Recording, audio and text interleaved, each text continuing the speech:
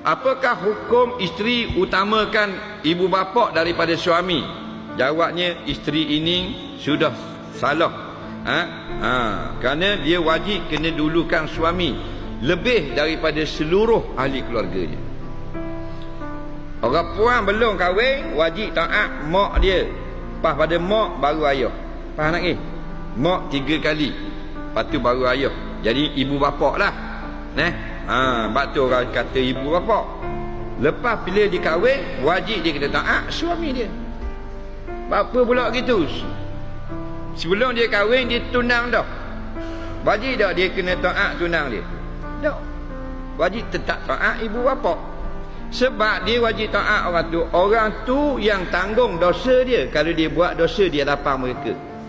Dia keluar rumah, ibu bapa dia tahu dia tak pakai tudung ataupun dedah aurat. Ibu bapa dia juga berdosa. Dia dosa kau, tapi ibu bapa dosa sama. Maka orang yang berdosa dengan perbuatan kita wajib taat dia. Faham lagi? Jadi bila ibu bapa dia, bila dia kahwin, dia sudah duduk dengan suami, siapa tanggung dosa dia pula? Suami. Maka dia kena taat suami pula. Faham tak lagi? Di situ.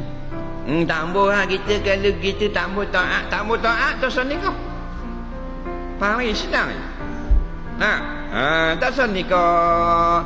Dan kalau tak nikah nak lihat anak, beli anak beruk main rumah. Lagi ada apa-apa 400 ya saya kau.